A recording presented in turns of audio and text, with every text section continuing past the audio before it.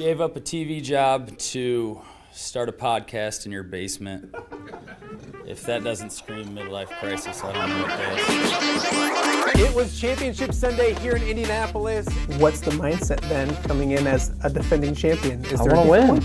No, I want to win. The young lady over my shoulder, Caitlin Clark. Not the best looking guy. And I don't think anyone's going to sit here and say, Matt Randazzo was really good looking. What has this last month, 2 months, 3 months been like for you? It's an important fan base for the Fighting Illini, is it not? It is. He turned 69 years young last week. You look good, Coach. Oh, try it. Thank you.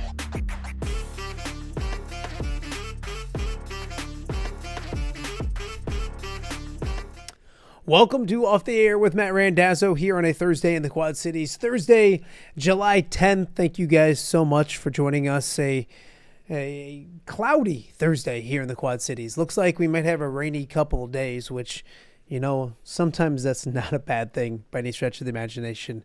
Stay inside, watch some OTA. If you're watching us live on YouTube, we appreciate that. If you're watching us live on X, thank you very much for that. X has been very, very good to us. If you're watching on X, head to YouTube as well. Subscribe at YouTube. That helps out a ton. Like, comment, all of those fun things. We appreciate all the feedback that we have been getting. Off the Air's been here for over 6 months, which is a good thing, to say the least. You can also check us out on all the podcasting platforms as well throughout the day. If you want to check out all the shows from this week or the weeks past, everything is on the podcasting platforms and the YouTube page. So basically go to wherever you get your podcasts, whether it's Apple, Spotify, Podbean, you name it, iHeart.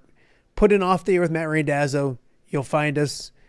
Subscribe, check us out. Listen to the audio version as well, especially because it's probably easier on your eyes. Let's be honest. It's a lot easier to listen to me than it is to look at me and listen to me at the same time. So we appreciate anybody and everybody that does check us out on the podcasting platforms as well. Well, a busy show today. The University of Iowa has done a great job throughout the offseason of keeping teams relevant. The men's basketball program has had several media availabilities, football program as well. Women's basketball program has done that to a very good rate this offseason as well. A few days ago, there was another open media session, availability with players. Addie Deal was one of those players. Coming up in a matter of moments, Kyle Huesmann from the Hawkeye Report will be here to talk about what he saw and what he heard from some of the interviews of the new players for the Iowa women's basketball team. So that's coming up in just a matter of moments. Also, really excited about my second guest, Alex Tanney, a young man I've known for a long, long time. We'll be back in Monmouth on Saturday holding his 7th annual Tackle MS with Alex Tanney camp. Raises money for a great cause. Alex Tanney, former Monmouth quarterback, trick shot quarterback. If anybody remembers the trick shot videos that he used to make in college. We even had him come up to the station when he was in college and do one for us at the station, which was a ton of fun.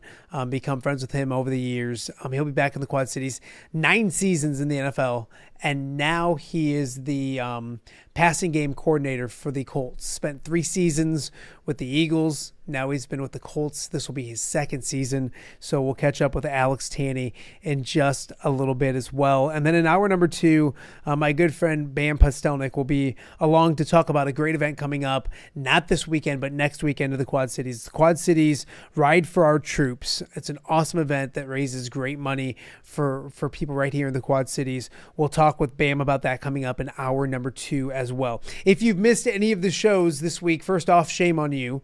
On Monday, we had Andrew Lehman, a tired but happy Andrew Lehman, fresh off a very successful and fun John Deere Classic. We had Pat Anger, which is always an adventure in itself.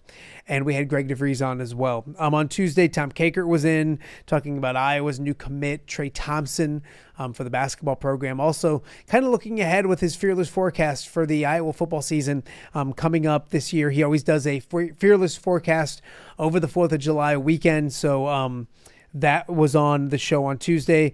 Pleasant Valley softball coach Amanda Hughes was on. Bobby Metcalf was on as well. Bobby spent a dozen plus years covering things here in the Quad Cities. Bobby getting ready to move to Columbus, so we caught up with him and went down memory lane. That was a ton of fun. Check that out as well.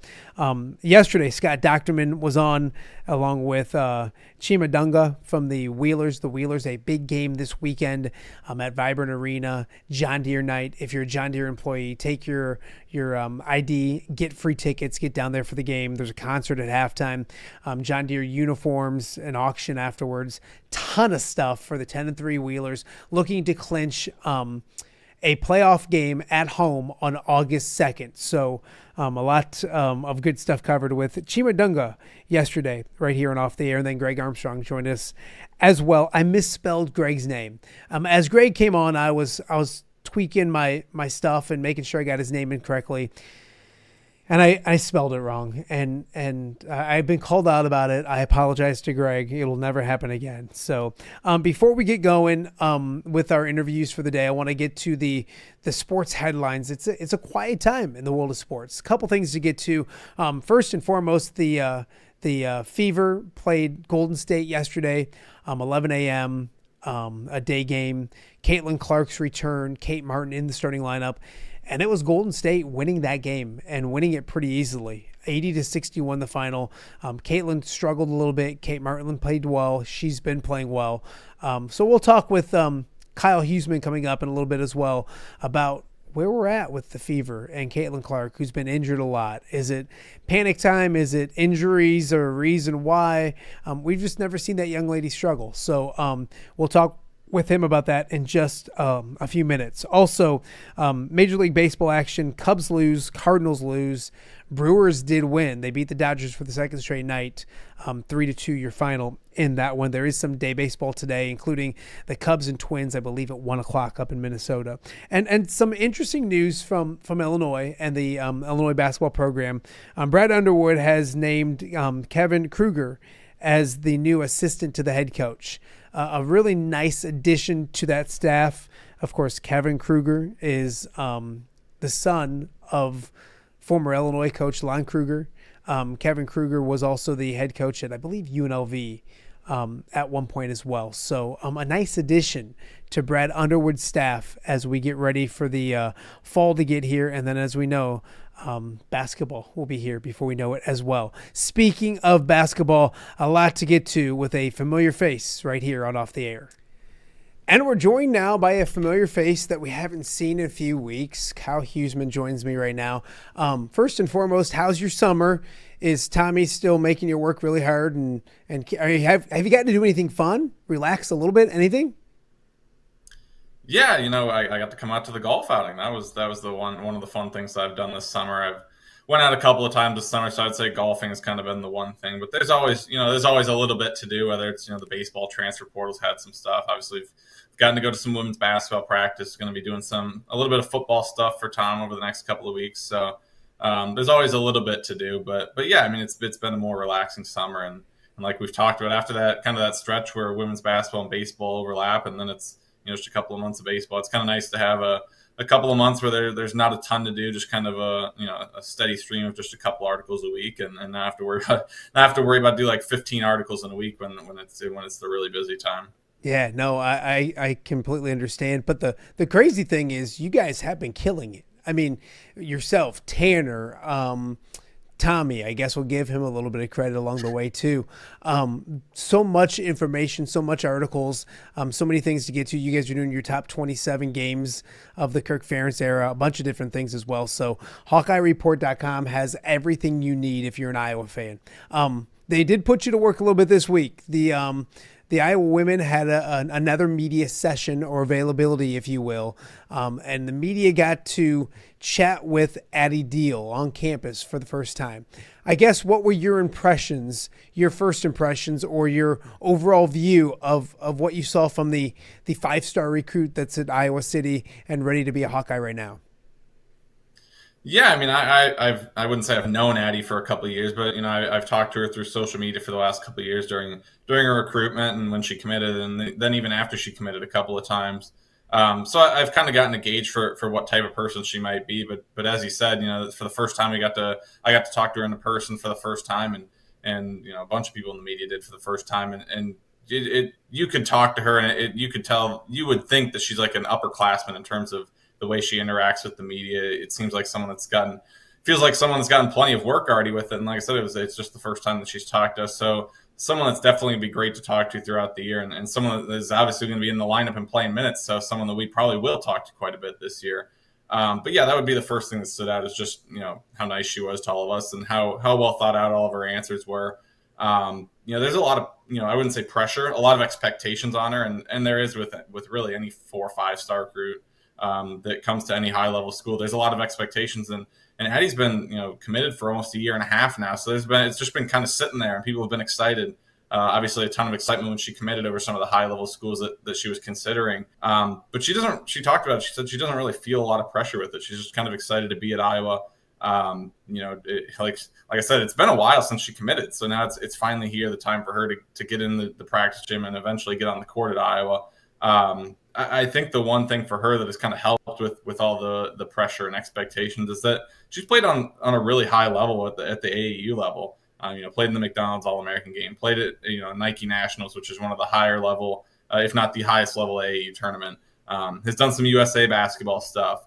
The AAU program that she played for was the same one that Sabrina Ionescu played with. So she's gotten some of that high level, experience at the AAU level, which obviously is different from the college level, but the spotlight has been on her, and she's been, it's not just Iowa people that have covered her. She's been covered at a pretty high level throughout her AAU career. So I think she's kind of dealt with that spotlight being on her a bit, which might be different from like a 3-star recruit that comes in, and the only people that covered their recruitment was maybe a couple people with that school. So I think she's got some experience with that, which maybe is going to make the transition a little bit better. But the coaching staff, we talked with Abby Stamp the other day, and she said that the transition from Addie Deal coming in as a freshman has been pretty seamless. They knew what they were getting in terms of a person and the talent level, but for her to just kind of slip in, and they feel like it's been a pretty seamless transition. So obviously still a couple months until we see Addie Deal on the court, but the everything that I've heard right now, and in talking with her, it seems like the transition in as a freshman has gone pretty well. Yeah, it seems like everybody that was there media-wise ranted and raved, not ranted, ranted's negative, but raved about what kind of interview she is, or person she was or seemed to be, with first impressions very good, obviously, in Iowa City. You mentioned her hitting the floor and getting minutes and playing. She's going to be a big part of this, whatever it is for the University of Iowa. When do we start seeing that? And what's that process maybe going to look like? Because it's not like the cupboard's bare. There's very talented players already on the roster. We know she's really good. Is it kind of nice that they can bring her in and let her get her footing? They don't have to throw her into the fire? Or how do you see maybe that playing out as we go into the fall and into the winter as well? Yeah, I mean, right now I think really the whole team, as we go to some of these practices, there isn't a lot of scrimmaging, at least in the sessions we're in. It's a lot of doing drills that are very focused on bits and parts of the offense, because they do run the read and react offense has a million things you can run off of it, and they've got 9 underclassmen on this team and 5 newcomers. You got 2 transfers and 3 freshmen. So with that young of a group, you're still trying to make sure that at least those newcomers are getting on board and know the system correctly. And Addie would obviously be one of those newcomers, but also a couple of those sophomores that are still trying to make sure that they've got it perfectly set for themselves. So right now it's kind of slow going in practice, but to your question about, how are they going to get Addie Deal into the thick of things when it comes to the season? I don't think it's going to be a process of easing her in or something like that. She's going to start, in my opinion. And that's what you get with 5-star recruits. I mean, she's a top 25 recruit for the recruiting class. Those players, most of them come in and contribute right away. And that's exactly what I expect Addie Deal to do. What position is she going to be in when she starts? I'm not quite sure yet. I think more of an off-ball position to start at least. But Iowa's offense is one that doesn't necessarily always rely on a set point guard to bring the ball up the floor. Obviously, Lucy Olson did it a lot last year, and the years prior was Caitlin. But even when Caitlin was on the team, you saw Kate Martin, Holly Davis bring it up the floor at times. And I think you'll see that this year, where maybe Chit Chat's going to be your point guard, if you want to call it that. but you'll see Addie Deal grab some rebounds or get the ball outletted to her, and she can come up the floor with it. I think Emily Rodriguez is someone that can bring it up the floor. So I think there's certainly some people that can bring it up to the floor for them, and I think Addie's going to be one of those. She might not be that starting point guard, but I think they're certainly going to be comfortable with her bringing the ball up the floor. But yeah, I mean, she's not someone in my opinion that's going to be, let's see, how she does off the bench, and maybe she starts halfway through the year. I think she's going to start right away, which is why her commitment was such a big deal. Not to make a joke with her name there, I guess, but that's why her commitment was such a big deal, is because you expect her to come in and contribute right away. We saw it with a couple people in the Big Ten last year, with whether it's like a Olivia Olson or Silas Swords at Michigan or Britt Prince at Nebraska. There were some freshmen that were rated around the same as her that came in and contributed right away. I think the expectation is for her to come in and be a big contributor for this team as a true freshman. No, it's something that Iowa fans definitely are excited about. This offseason, you've gotten 2-3 media availabilities, something like that. Is there a headline for you this summer, or a story for you this summer that's caught your eye that fans maybe need to know about, or something that's got your interest this offseason? Yeah, it's hard. That's a tough question, because, like I said, the practices we've seen haven't really been. I'd love to see him get up and down the floor and scrimmage a little bit to see how some of those newcomers and even some of the sophomores are just kind of trying to develop. And but to me right now, maybe not necessarily surprises that people would say that maybe this isn't going to be new information to people, but I think Ava Hayden is ready to be that starting center. She's really working on that mid-range jump shot that Addie O'Grady did a great job with last year. She's really working on getting that going consistently. And I guess the one surprise was, I believe we talked to her at the second media availability. She's working with former Hawkeye Jamie Prenti, who is now the head coach over at Iowa City Liberty. They're working on 3-point shooting. So Ava's looking to potentially be able to play that 4 position at times if they want to do some different things with the lineup. Ava said that she wants there to be no difference between her and Hannah in terms of what they can do. So I mean, we'll see how that works out this summer. Again, it's something that Ava's been working on over the offseason, but that was kind of the surprise that she's not working just on that mid-range. She's working on trying to get it out to the 3-point line and be a more of a versatile big. But I think she's someone that we saw really late in the year last year in the postseason. I think she's someone that is going to have a really good year this year. And then the one person that's really kind of stood out to me is Emily Rodriguez, the UCF transfer. I think she's going to fit in at that small forward position just absolutely perfectly. Really a similar body type to Sita Fulter, kind of that middle guard to forward size, but is another inch or inch and a half, maybe 2 inches taller than Sita Fulter. I think you just look at her and she really fits into that small forward build that you're looking for. She can dribble into the lane and penetrate like that and kick out and do some of that stuff, create plays in the lane. But then she can rebound as well. I mean, it was a really solid rebounder at UCF last year. So I think, like I said, really fits into that mold of what you're looking for in a true small forward. And I think, Sita Fulter did a great job with her rebounding. I think Emily Rodriguez, from a playmaking standpoint, is going to be a level above what Sita Fulter was. Maybe Sid's going to be a level above what Emily is from a rebounding standpoint. But I really think she's going to come in and be a really underrated transfer addition, because obviously with the portal, there's a million transfer additions, even in the Big Ten. But no one really talked a lot about the additions that Iowa made, just because maybe they weren't the giant splash landings. They're both coming off their true freshman season. But I think Chit Chat's going to be a good addition. I really think, like I said, I think really that Emily Rodriguez is going to fit right into what they want, is that true small forward for them. It's amazing because Chit Chat, Rodriguez, Ava Hayden, Addie Deal, we've talked a lot of parts and pieces for Iowa basketball, and almost not forgotten about, but here's Hannah Stokey going over and winning a gold medal and playing with some of the best competition that she can right now.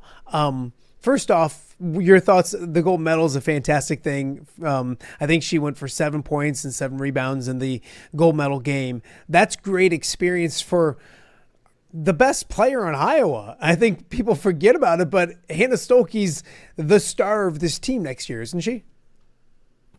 Yeah, I think she could be. But in terms of what you're saying about the gold medal, I mean, that's really cool for her to not only make that team, and she goes out there to, I think they had 21 or 22 people go out there for the team trials, and she makes the top 12. So that in itself was an accomplishment. And then to go play, and she wasn't a starter. She was playing 15, 20 minutes a game.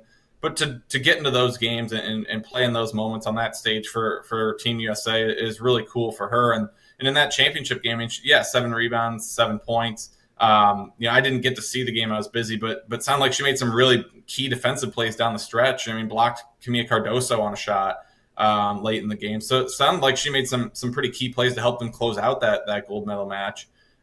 So really cool for her. To go down there and have that opportunity. Like I said, not only to just make the team, but then have some contribution and make some big plays to help get that gold medal. And I think one of the things that is going to help Hannah with is, we've talked to her in the media sessions, not a little shy at times, maybe with the media sessions and stuff like that, but a chance to kind of go out, not necessarily on her own, but, none of her teammates are there. I don't know if any family went down there, but just kind of go out on her own and be in that situation where she's down in Chile, a long trip down there, and kind of get to play in a new setting for her. And I think to get to play on that stage in that setting, away from home, away from her teammates, I think that could be big for her in terms of coming back and feeling like getting that confidence of, okay, I've kind of done this on my own with people that I don't necessarily know that well. I think that can be a helpful experience for her going into this season. And then, like you said, to potentially be the star of this team.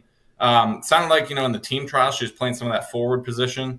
Didn't get to see that, maybe what she's worked on over the offseason, those skills at the forward position. Didn't get to see those with Team USA. They ran kind of like a 3-out, 2-in offense. Not surprised to see them go with a pretty basic offense because obviously you're trying to install that really quickly before you go down there. So not surprised to see them do kind of a basic thing and not a more complex offense. But I'm really excited to see Hannah. I think it's the 22nd we get to see the final open practice. We'll get to talk to Hannah. Really interested to see how Hannah does in that practice. What is she working on? Is she working on that mid-range jump shot? Is she working on 3-pointers potentially? Just really interested to see what we see from her in that final practice. Then get to talk to her about her experience down there with Team USA and some of the stuff that she's been working on this offseason. But I think that's the great thing about this Iowa team this year is, Hannah could be the star of this team, but I think there's other players that could step up. Maybe you don't have that Lucy Olsen that you say, well, that's the player that you're going to go to late in the game, and that's the obvious whatever. But I think they have a lot of really good players and some young players that maybe you don't know at this moment how good they're going to be, but maybe they take a jump that we weren't expecting. Maybe Taylor Stremolo takes a really big jump, or maybe an Addie Deal is just a little bit better than people thought that she could be. Or like I said, an Emily Rodriguez comes in as maybe one of the bigger transfers in the Big Ten, kind of surprises that way. Or Ava Hayden has a breakout season. When you have that much young talent on the roster, you don't know when it clicks for them, these are all really talented players. So when it clicks for them, they could make a jump that's maybe a little bit bigger than people expected.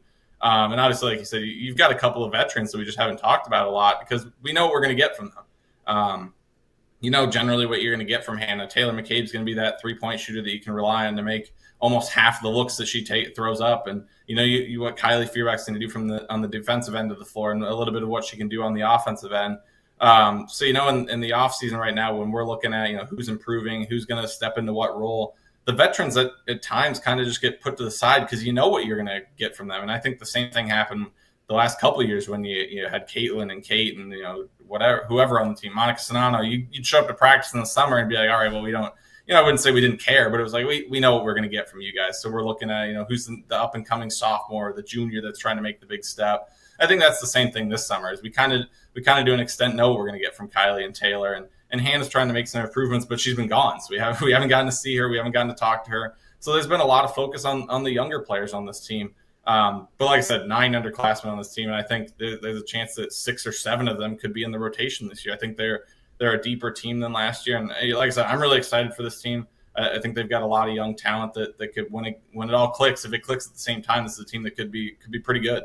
Yeah, no. And we should say that Bailey Turner and Iowa doing a great job of giving that availability throughout the year, and there's such an interest for Iowa women's basketball, spaced out nicely, different things to get to, and all that kind of stuff keeps Iowa women's basketball in the forefront in what should be a very exciting season in Iowa City this upcoming year. Kyle, you got to help me. What's going on with the Fever?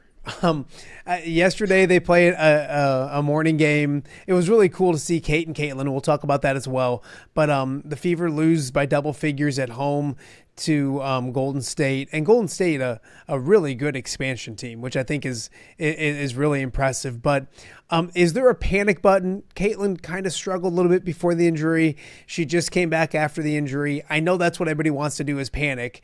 I keep on talking about that injury. I think that has a lot to do with it and getting back in form and all that kind of stuff. But we don't normally see Caitlin Clark struggle at anything in this world ever.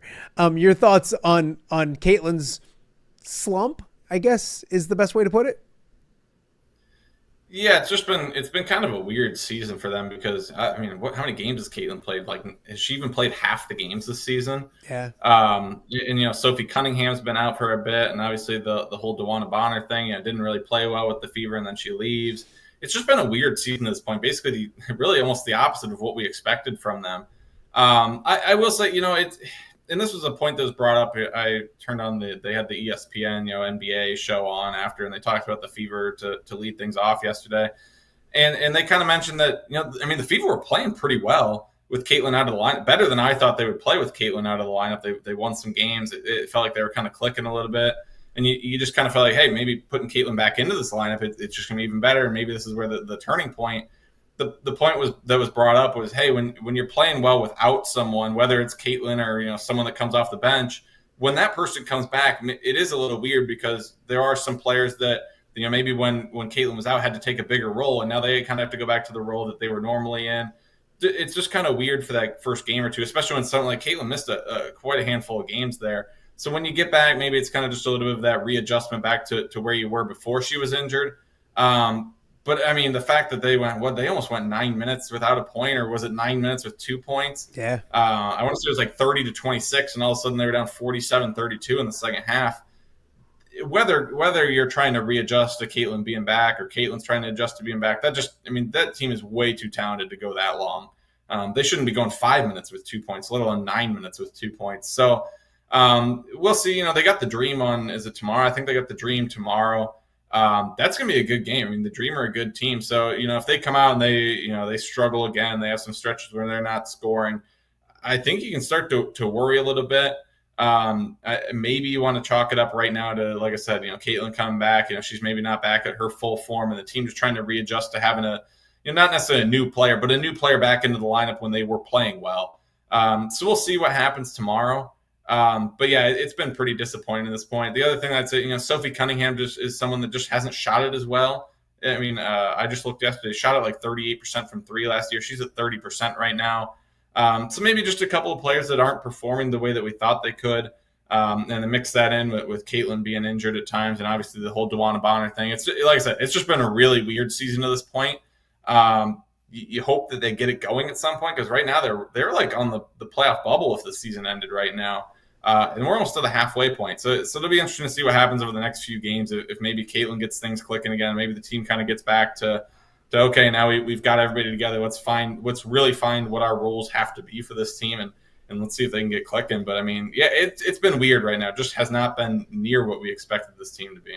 Yeah, I think maybe they'll get it going here in the second half. I got my wife's hard-earned money on them winning a WNBA championship, so I'm gonna get mad. The missus is gonna get mad at me if I don't make sure that happens. Before I let you go, one last thing. Kate Martin's been fun to watch, and when she moved to Golden State, and I think there was some expectations, and she started, I want to say, the first couple games, then she didn't play a lot, and then she's really made an impact. She started yesterday at Indiana. She's playing some of the best basketball, arguably the best basketball of her WNBA career right now.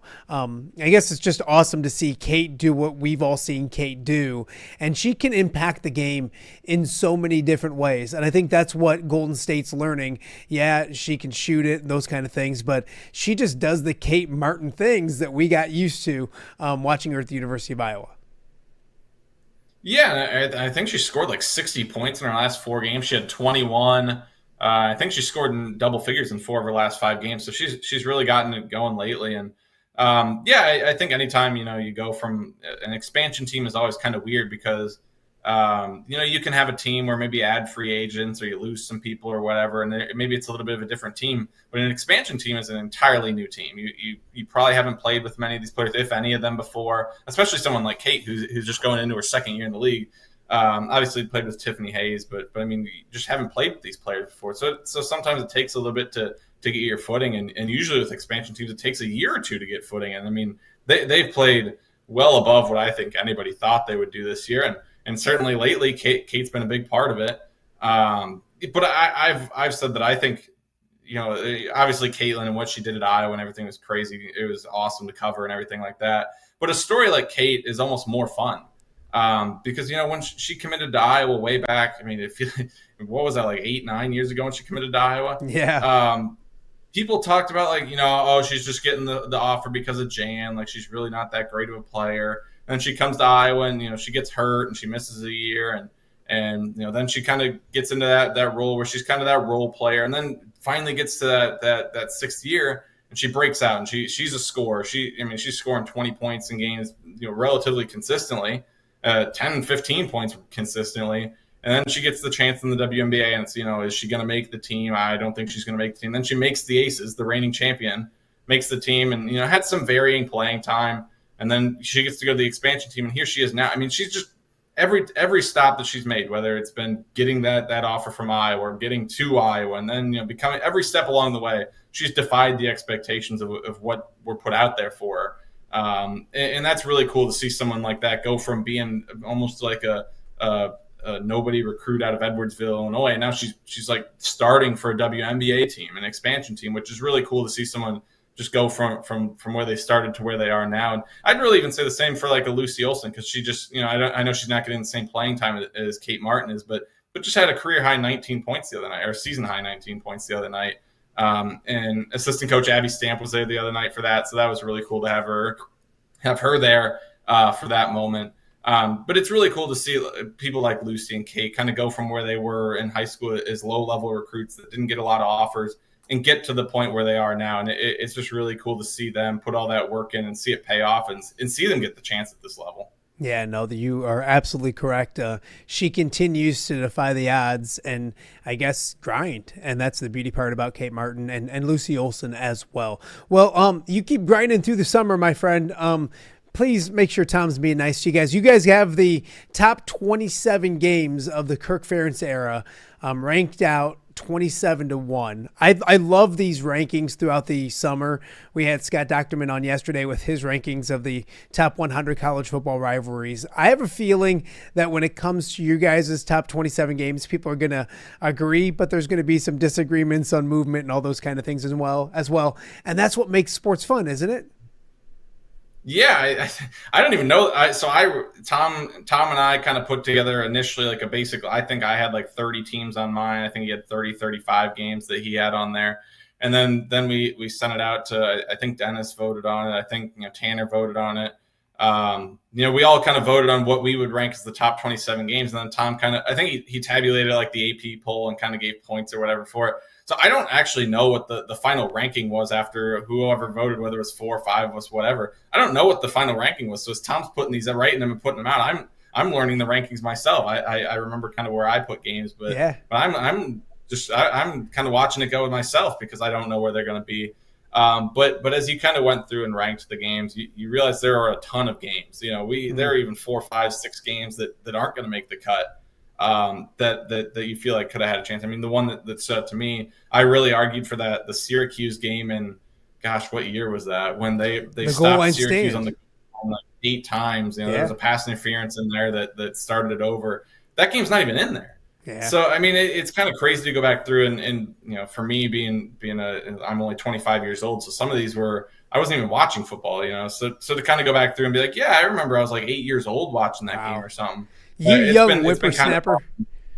Yeah. I mean, it's been kind of fun to go back and be like, yeah, I do remember watching that game and kind of reminisce on some of these games. But yeah, I'm excited to see where the ranking goes. I think once you get inside the top 10, top 15 for sure. I mean, those are going to be games that you're like, oh yeah, that was a crazy game. Like that was a huge game. But yeah, I think yesterday was 24 and 25. So we got a long way to go. A lot of games to reminisce on now the rest of the way. It's great content. I had Pat Angerer rank his top 5 and we kind of did 6 and then he ended up giving a bunch of honorable mentions. We're both hurt and you can let Tom know this too. Pat and I felt like we deserved a vote. Like we felt like we're family enough, that the Hawkeye Report family, that we could have been like, asked for our opinion. But hey, I understand. Hey, I know what you have to deal with. I know you know who. I know Caker's ego. So I don't want to get too carried away. I don't blame you, but make sure you make fun of Tommy for me as well. So Kyle, I appreciate your time. Enjoy your summer. Hit it straight if you're out on the golf course. We'll talk to you again real soon. Yeah, thanks for having me on the show. All right, that is Kyle Huesmann with the Hawkeye Report. Does a great job covering Iowa women's basketball, and he's right. It's a super talented roster. It's a deep roster. It should be a really fun winter once again in Iowa City. Always something to talk about when it comes to Iowa women's basketball. Well, up next, a lot more to get to on the show. Coming up next, Alex Tanney, former Monmouth College quarterback. Played in the NFL for 9 seasons, and he's right now back with the Colts as their passing game coordinator. We're going to be joined by Alex Tanney and an event that he has coming up this weekend in Monmouth.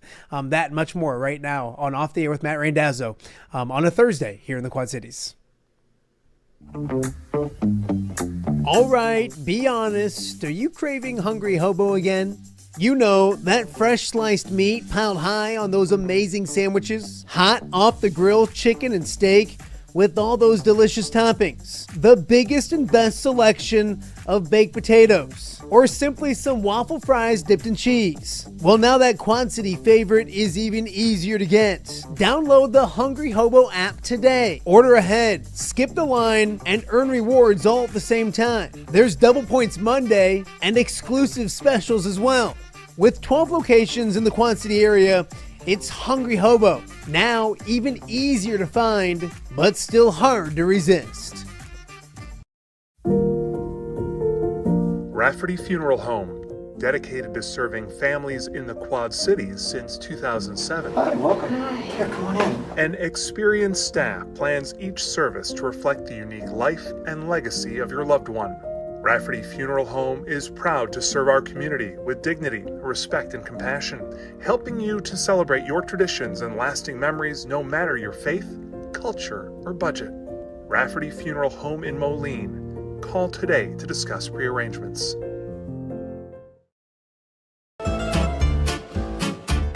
When it comes to quality, convenient pizza, Godfather's Pizza in Silvis has you covered. Featuring a beautiful dine-in area, delivery, and a carry-out window. Godfather's Pizza is that pizza you grew up with, not a convenience store. You see, at Godfather's Pizza, the dough is made fresh daily. That mozzarella cheese is shredded fresh and never frozen. And those toppings are abundantly piled high each and every time. Locally owned and operated since 2010, Godfather's is a huge supporter of local athletes right here in the Quad Cities. So come on by and check them out at 1211 Avenue of the Cities in Silvis. Order online at godfathers.com and reunite with that same delicious pizza you grew up with. Welcome back to Off the Air with Matt Randazzo here on a Thursday in the Quad Cities. Thursday, July 10th. Man, just seeing that Godfather's Pizza makes me even hungrier than I already am. I need an early lunch today. Excuse me. It's been a fun show so far. Kyle Huesmann joined us from the Hawkeye Report to talk a little Iowa women's basketball. Addie Deal and company meeting with the media just a few days ago. One of the best parts of my job at WQAD was meeting some of the athletes and becoming friends with and forming friendships with some of the athletes that I got to cover. One of those is Alex Tanney, a young man that played quarterback at Monmouth College, became famous as a trick shot quarterback, and made his way through the NFL for 9 years, and now is a coach in the NFL. And Alex is back in Monmouth this coming weekend, so we figured it'd be a great time to catch up with the former Fighting Scot.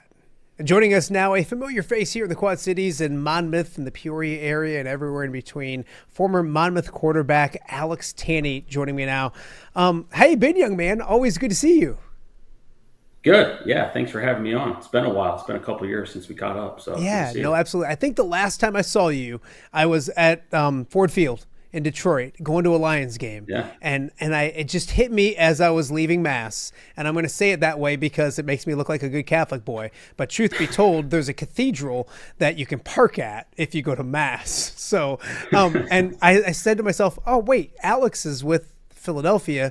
And so I texted you, and you were nice enough to come see me and get me down on the field for a little bit and all that kind of stuff. So appreciate that. We're going to talk about where you're at and all that kind of stuff in a second, because you're getting ready for year 5 of coaching. But before we get going, you're going to be back home. I guess you would call Monmouth home this weekend for sure. Tackle MS with Alex Tanney, the 7th annual football camp you're holding down at Monmouth. To hear 7 years, what does that make you think of? Because that's fantastic.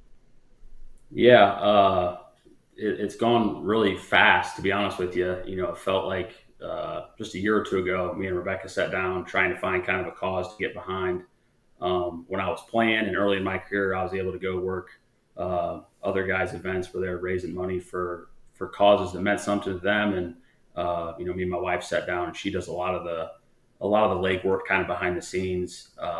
But my sister-in-law was diagnosed with multiple sclerosis my rookie year in the NFL. So I was able to kind of see, how the disease affected her and do some research and find out more about it.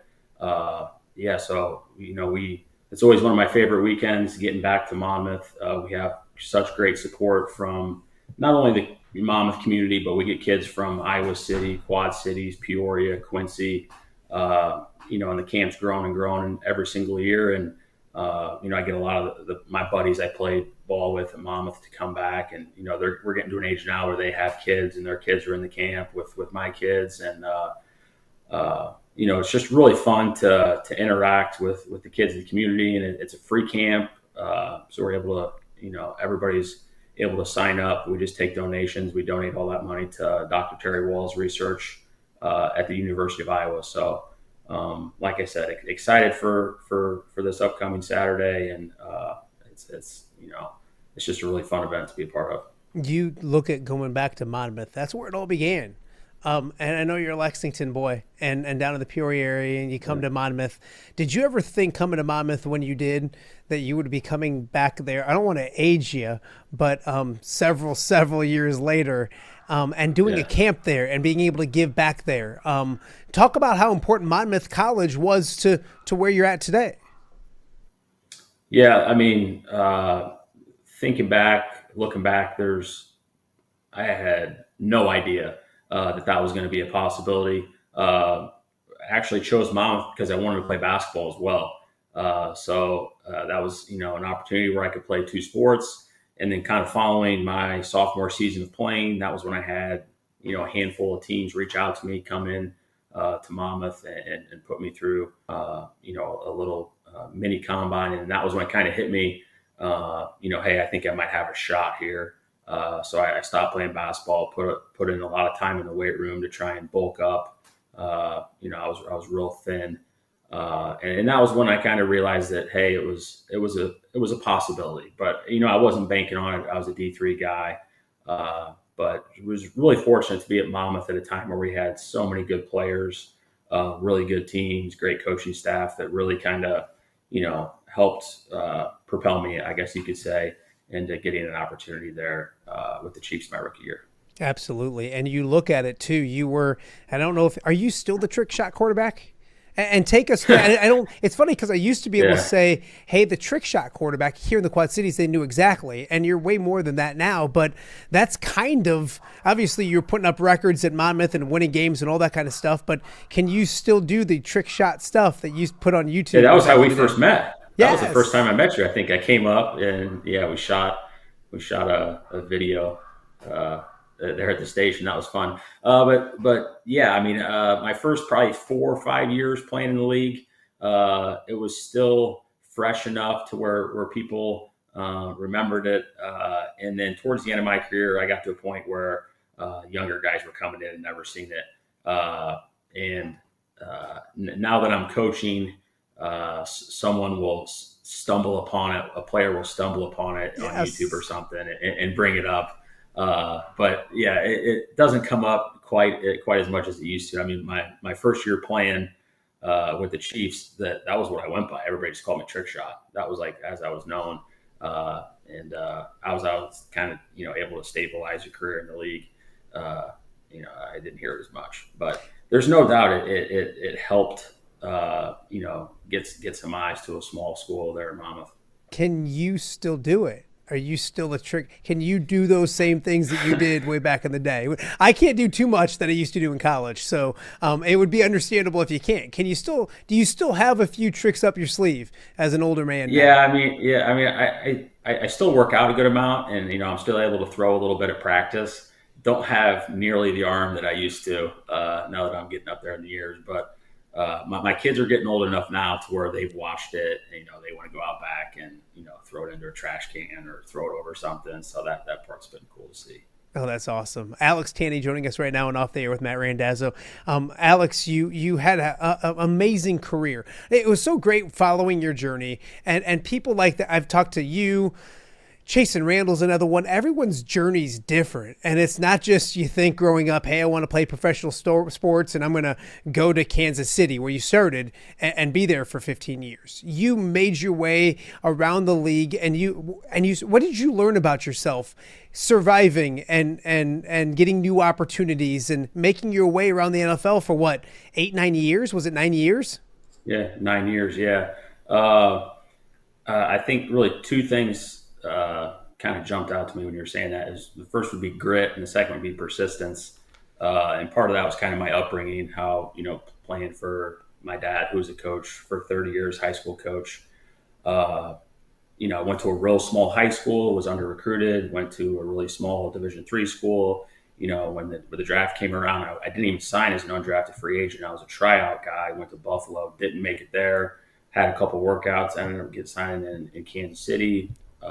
Broke my hand, was on IR all year, was in Dallas. And then there was a 2-year span where I was Dallas, Cleveland, Tampa. I was out of the league for almost 3 months in 2014, that would have been. So plenty of opportunities where, I could have said, hey, I had a good run. But I was actually living in the cities. My wife was going to Ambrose. I remember her. We just got married. She was kind of like, "What's your plan here? You've been on the couch for about 2 months now." And in my head, I always thought, "Oh, somebody's going to I'm going to get another opportunity." But that was just how my brain worked, and I was working out every day. I was throwing. I'd go to the park in the Quad Cities and throw with my buddies. I'd throw at Augie. I'd go up to that bubble, the Ambrose bubble, and throw up there. And eventually got another opportunity in Tennessee.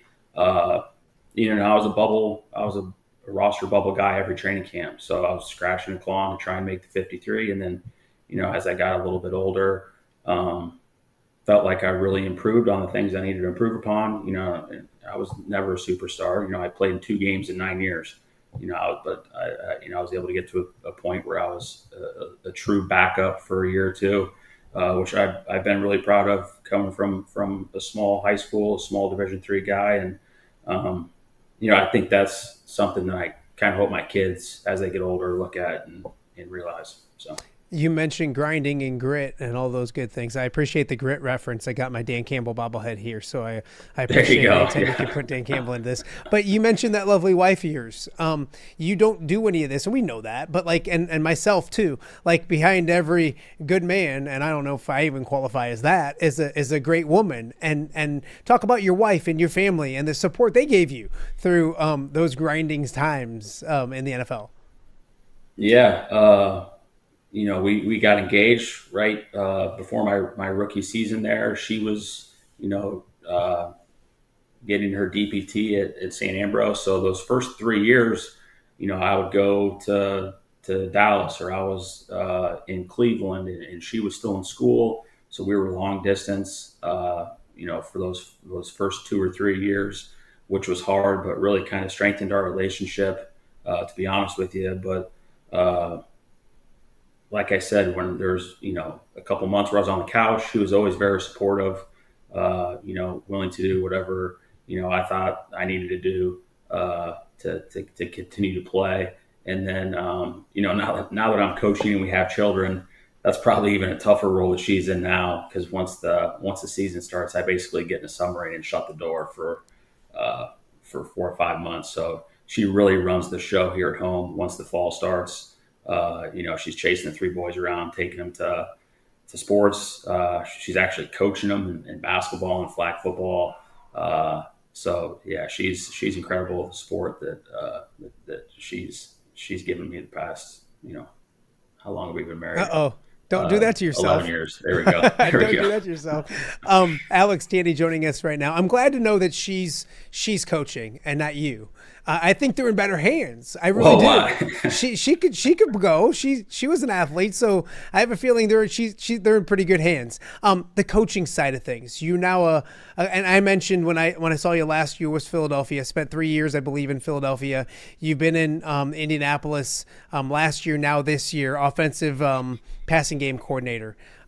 Did you know that you were going to get into coaching when you did? And maybe even the whole time? You mentioned your dad, a longtime football coach. Did you know that eventually coaching was in your genes, literally?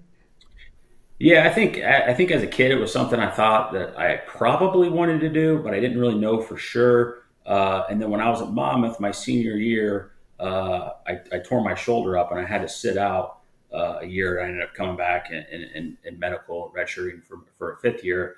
But that was the first fall, that I had to sit out a season. So it was the first fall where I was kind of watching from the sideline, which I really struggled with. And I missed, being in the huddle, working out with the guys, going, the practice. I was just kind of rehabbing and stuff.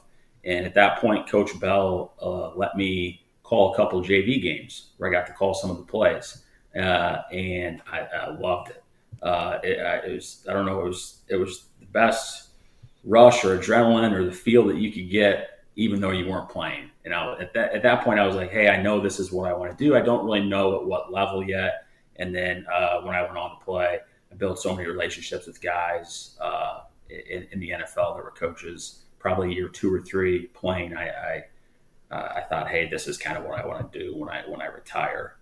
And I was fortunate enough. The one positive of me playing for 8 teams or whatever it was I was able to build so many connections and relationships with so many coaches in the NFL to where when I did want to transition, I had a lot of contacts to reach out to that helped me eventually land there in Philly. That Coach Sirianni, Coach Steichen. There's 4 or 5 guys on that staff that they put together that I played for at some point. So that kind of helped me land that job there. Coached in the Super Bowl in Philadelphia, and now you are in Indianapolis. You're the passing game coordinator. For people who are watching this that don't know what that means, dumb it up for people. What does a passing coordinator for the Indianapolis Colts have to do? Well, I mean, the generic line is anything that's going to help us win on Sundays to try and get to a Super Bowl. But kind of what the title says, mainly working pass game stuff, which is skill players, quarterback, receiver, anything I can do for our coordinator, for Coach Steichen, who calls the play, to kind of help or smooth their process throughout the week. And like I said, it's been a real pleasurable year, the past year being here, getting back with Coach Steichen. I played for Coach Steichen in 2014 when he was quality control coach for the Cleveland Browns. So I, got to know him, for over 10 years now, but I've learned so much ball from him. And we have such a great staff that it's been a lot of fun to be here. And shoot, we get started here in less than 2 weeks with training camp. So excited for that. When you look at the Colts, some talented pieces on that offense, how excited are you to get to work real soon? Because it is around the corner, and in this day and age of the NFL, offense sells, offense carries the load so often. What do you see from the Colts this year? What are you excited to work with as you guys get going? Yeah, excited to get back to camp here. It's a time where the team can kind of get together and connect and start to kind of build that chemistry that you really need to carry you throughout the fall. And got a lot of great weapons, a lot of good pieces on the offense there, and we're able to add a few guys in the draft. Obviously we took Tyler Warren there in the first round, and then had some young guys last year that contributed that are continuing to grow and get better, and just excited to work with those guys. And and like I said, training camp's such an important part of the puzzle of kind of grinding through some uncomfortable times when it's hot, back to back to back days, and putting in the work that, hopefully ultimately leads you to a deep run in the postseason. Alex Tanney here with us and off the air. A few more for you before I let you go. I know you're a busy guy, busy dad more than anything. We're racing to make sure kid doesn't wake up from nap. But when you look, do you pinch yourself? I mean, you're living the dream. You're coaching in the NFL. You played in the NFL. How grateful are you? And do you take inventory on what's going on and the fact that you are still doing what you love to do? And this journey's been what it has been. Yeah, I mean, everything's earned in the NFL, and I learned that early on because it does stand for not for long. I learned that as a player, and I was cut so many times. So I never take it for granted walking into an NFL building to go to work. And as a player, but even more so as a coach, there's times throughout the season where it's such a grind. You're going through the weekly process, and it's very monotonous, but it's also very rewarding at the same time. It's a process I kind of grew in love with as a player. But when you're kind of going through those times, that's when you remind yourself, hey, how fortunate you are to be where you're at, to be in a position where you're working in the National Football League. That's something that I oftentimes remind myself. And you walk into a stadium on a Sunday and, you think about when you were a kid going to Soldier Field and, the type of emotions that brought back. So it's something I've been passionate about since I was a kid. And I love my job. Yeah, absolutely. Biggest job you have in this world is that of a dad. You have 3 boys now. I joked before we started, you need to get that 4th one. All cool guys have 4 kids, especially 4 boys. 4 boys, I think you said 7, 6, and 4, something around that. Yep. What is that like? And I always heard, my dad would tell me, people would tell me there's no greater job in life than being a dad. And then I became a dad and I was like, damn, they're right. What has it been like becoming a dad and having these 4 crazy busy boys and that aspect of life now as well? Yeah, it's been incredible. I love it. And, getting to an age group now to where really getting into sports, really start to understand, the NFL, and they're getting into fantasy and they know all the players and cards, and that part's been really fun. But just watching them grow, and they're to a point now where I'm able to coach them in the off season. I try to coach whatever they're in.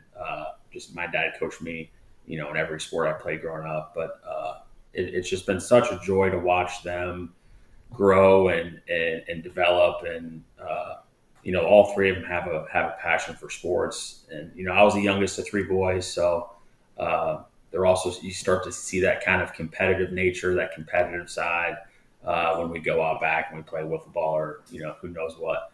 But that part's been really fun just because, I can recall those days with me and my brothers. So, super lucky to have, the wife I have and the 3 children I have, and, just continuing to, look forward to continuing to watch them grow up. So you don't let them win a lot, do you? Or are you competitive? Rarely. Rarely. Good boy. Yeah.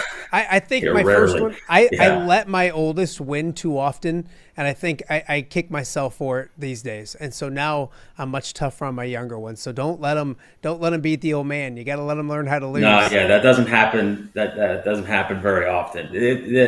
What I've realized is I'm a little bit more lenient on my little guy or real young one, because I don't know, something to relate. I was the youngest of 3 boys, so if anyone wins at anything, it's probably him more than the other ones. The other ones I got no problem beating. So. No, absolutely. Again, the camp is this weekend. So Alex will be back in Monmouth, the 7th annual Tackle MS with Alex Tanney. They cap it at 25. There's a few more spots available, like a very few. But other than that, another full event, and you guys will be ready to rock and roll this weekend. Hey, I appreciate the time. How about a Colts-Lions Super Bowl in February? How does that sound? That'd be great. All right. I'm on board. All right, let's do it. Alex, I appreciate your time. We'll talk to you real soon. All right. Thanks, Matt. Good seeing All you. right. That is Alex Tanney, former Monmouth quarterback, and now getting ready to do a camp this weekend down in Monmouth College. We got more to get to. You're watching Off the Air on a Thursday right here in the Quad Cities. Yo, Quad Cities, let me tell you, if you're looking for something fun to do, I've got it. Saturday night, July 12th, the Steamwheelers are throwing down against Green Bay for John Deere night. And it's about to be straight up legendary. The team's rocking custom John Deere jerseys. John Deere employees get in free, and there's even a free halftime concert by Lois Hills. Let's get away, change your names, go state. Grab your tickets now at steamwheelersfootball.com/tickets before they're gone. Hello, Dan Pearson here of FCA. Our team is thrilled to support Off the Air with our good friend Matt Randazzo. We share the view of the power of sport when it comes to relationships, including the influence of the coach. FCA believes the coach is the most influential person in America. Matt celebrates local coaches and athletes. His content is informational, insightful, and inspirational. Our Fellowship of Christian Athlete team loves partnering with Off the Air with Matt Randazzo while we engage, equip, and empower coaches and athletes in our 23 counties. FCA, the heart and soul in sports. View from the West, the podcast covering Illinois high school football. It's going to be a hard-hitting game. It's going to be great football. Weekly analysis and reaction from around the western side of the state of Illinois. This is the game we had circled when the year started. Follow along on YouTube and subscribe wherever you listen to podcasts. It's big-time football out there tonight, and I know we can play big-time football. View from the West. We got you covered.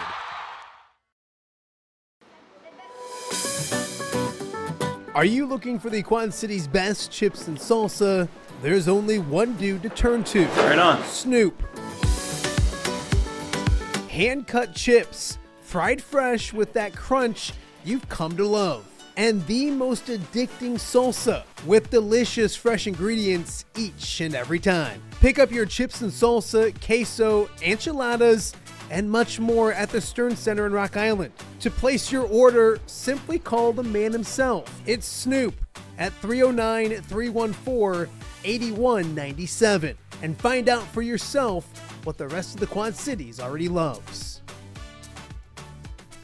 Welcome back to Off the Air with Matt Randazzo here on a Thursday in the Quad Cities. Thursday, July 10th. Thank you guys so much for joining us, whether you're watching on X or on YouTube or eventually listening on the podcast form as well. We appreciate everyone who supports the show.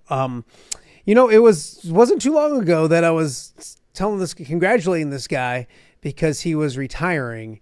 And now here he is on my show once again, probably just getting up from a nap or for the day. I don't know, retired. Bam Pustelnik joins me right now. How are you, my friend? Pretty good. It's nice to do this interview from my couch rather than my office. I'm glad Harding's there. Yeah, right. Is he there? Let's be honest, Bam. Is Scott Harding actually working right now? Physically, he's there. Okay. All right. Mentally? Who knows? That's another story. And we'll talk for a second too. Obviously, United Township very close to you. Now that you are retired, and we got another big thing to talk about too. But now that you're officially retired, guy, what's it like? What's the first month been like of retirement? Not even that. A couple weeks. Actually, it officially started July 1st, so yeah. I really haven't experienced it too much with the holiday. That weekend with the 4th and everything. So I really haven't experienced it too much. So. But I think I'm going to enjoy it. No, I have no doubt in my mind you're going to enjoy it. I wanted to have you on today because there's a really cool event coming up, not this weekend, but next weekend, Quad City's Ride for Our Troops. Tell us about it, how you got involved in it, and kind of how it all began. I've been good friends with Randy Couture for quite some time, since I was 21 years old. So for 36 years, we've been pretty tight.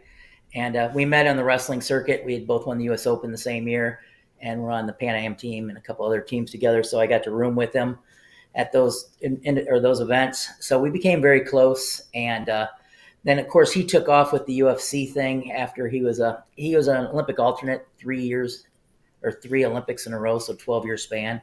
He was an alternate. So he still had that competitive drive, so he decided to go into the UFC.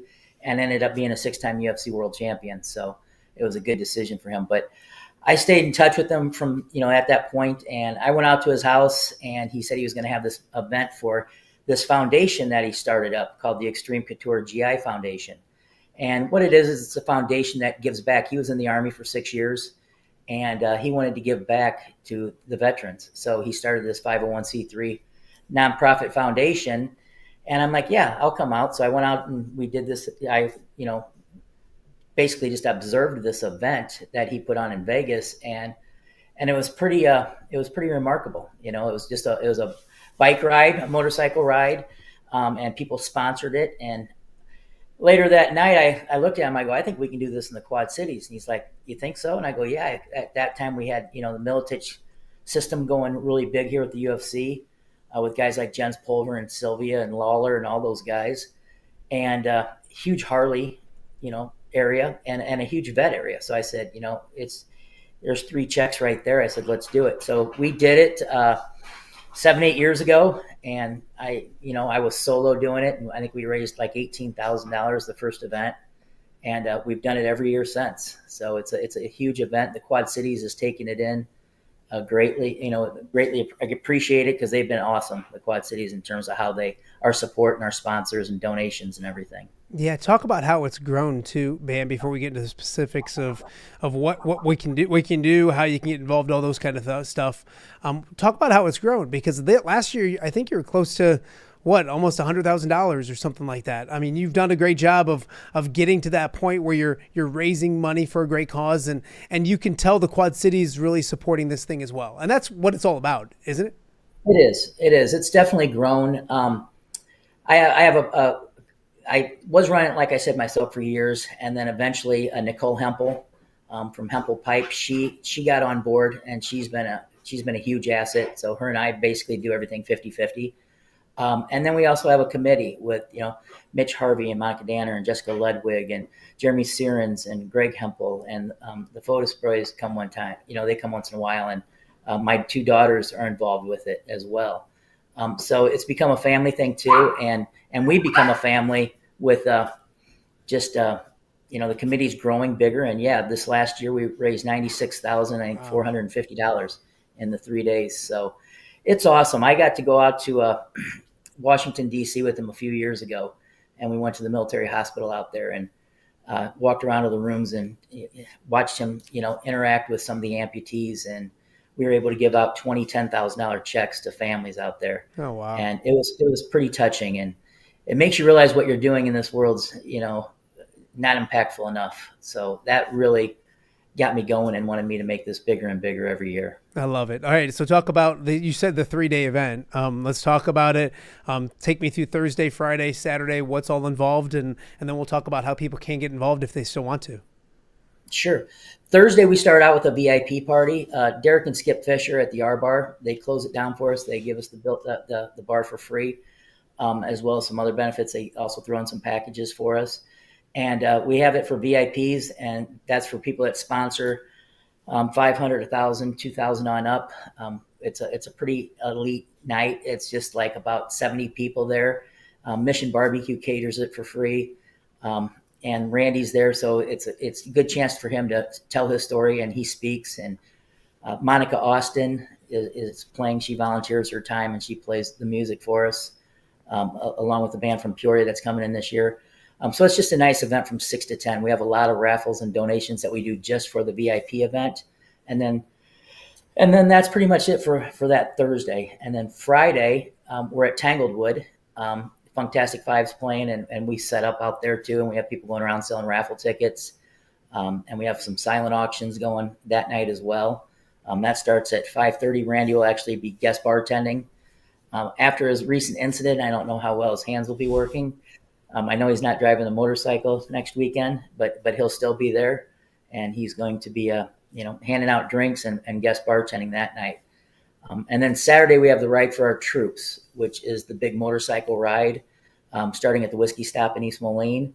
And then we go to Riverside Bar and Grill in Bettendorf, out to Wild Rose Casino in Clinton, over the river to the Strip, which is the bar at the Cordova Dragway, and then Rams River House in Port Byron, and then back to Whiskey Stop in East Moline. So it's a nice little 80-yard ride. And I think last year we had close to 300 motorcycles involved in it, along with some Jeeps and a couple party buses too. Is it too late to get involved? If people want to partake next weekend, you're looking at Thursday, Friday, Saturday, so the 17th, 18th, and 19th of July. How do they do that? Can they still do that? Take me through that information as well. Yeah, they can still reach out to me on Facebook or through my cell phone any way they want to. Friday and Saturday. Friday is open to the public, so anybody can come out to Tanglewood and enjoy some live music. Anyways, it's a great venue. Craig Wagner does a fabulous job at that place. And, so he'll be out there and as well. And anybody can come and look at the raffles and the auction and put some money down. If you're not a motorcycles, it's a same cause. Awesome, Bam. You're freezing up on me a little bit there, but before I let you go, you mentioned Randy's accident. He was recently involved, I believe, in a car accident. He's still making it to the Quad Cities and taking part of in this event. What does that say about him to know that he's, everything he's been going through recently, that he's still going to make his way to the Quad Cities and support something very close to his heart as well? Cutting out once in a while. No, it does. That's something 110% when he does it. So.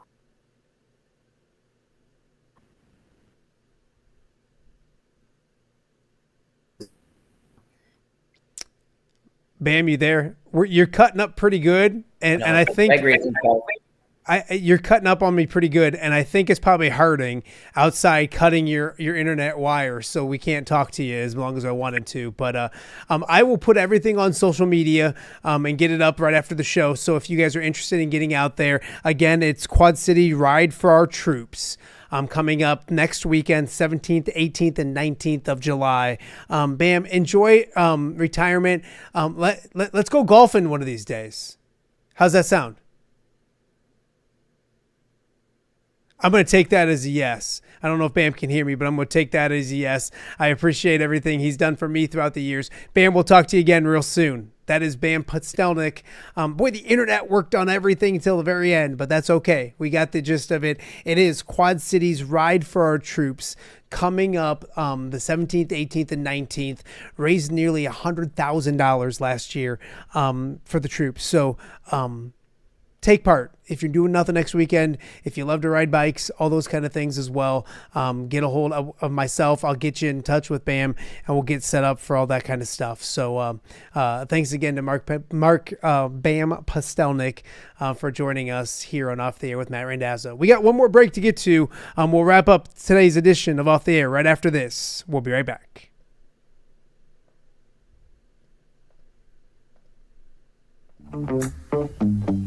All right, be honest. Are you craving Hungry Hobo again? You know, that fresh sliced meat piled high on those amazing sandwiches, hot off the grill chicken and steak with all those delicious toppings, the biggest and best selection of baked potatoes, or simply some waffle fries dipped in cheese. Well, now that Quad City favorite is even easier to get. Download the Hungry Hobo app today. Order ahead, skip the line, and earn rewards all at the same time. There's Double Points Monday and exclusive specials as well.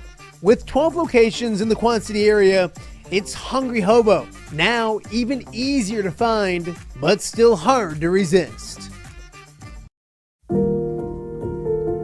Rafferty Funeral Home, dedicated to serving families in the Quad Cities since 2007. Hi, welcome. Yeah, come on in. An experienced staff plans each service to reflect the unique life and legacy of your loved one. Rafferty Funeral Home is proud to serve our community with dignity, respect, and compassion, helping you to celebrate your traditions and lasting memories no matter your faith, culture, or budget. Rafferty Funeral Home in Moline. Call today to discuss prearrangements.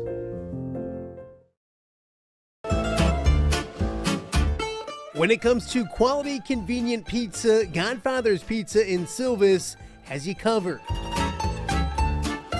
featuring a beautiful dine-in area, delivery, and a carry-out window. Godfather's Pizza is that pizza you grew up with, not a convenience store. You see, at Godfather's Pizza, the dough is made fresh daily. That mozzarella cheese is shredded fresh and never frozen. And those toppings are abundantly piled high each and every time. Locally owned and operated since 2010, Godfather's is a huge supporter of local athletes right here in the Quad Cities. So come on by and check them out at 1211 Avenue of the Cities in Silvis. Order online at godfathers.com and reunite with that same delicious pizza you grew up with. Yo, Quad Cities, let me tell you, if you're looking for something fun to do, I've got it. Saturday night, July 12th, the Steamwheelers are throwing down against Green Bay for John Deere night. And it's about to be straight up legendary.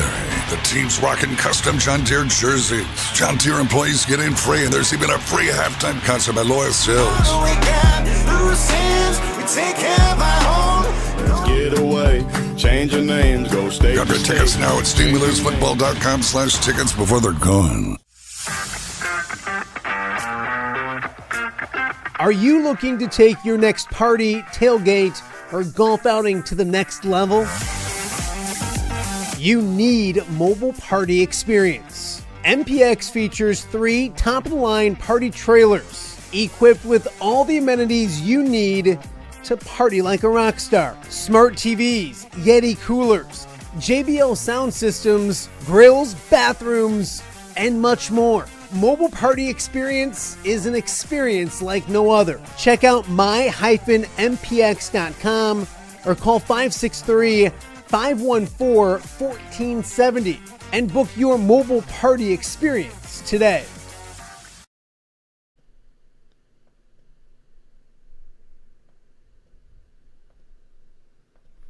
Welcome back to Off the Air with Matt Randazzo here on a Thursday in the Quad Cities. Thursday, July 10th. Thank you guys for joining us. If you're watching us live on YouTube, thank you. Anyway, you're partaking in the show and watching the show, we greatly appreciate it. We want to thank our guests today. Kyle Huesmann on off the top to kind of talk about a busy week with Iowa women's basketball. Addie Deal meeting with the media for the first time. She is a big deal, 5-star recruit on campus for Iowa. Big expectations there. So we talked to Kyle about that, about Hannah's Stokey winning the gold medal. Caitlin Clark, Kate Martin, all that kind of stuff. Also want to thank Alex Tanney, one of my favorite people I've ever gotten to cover here in the Quad Cities. Spent 9 years in the NFL, which is awesome.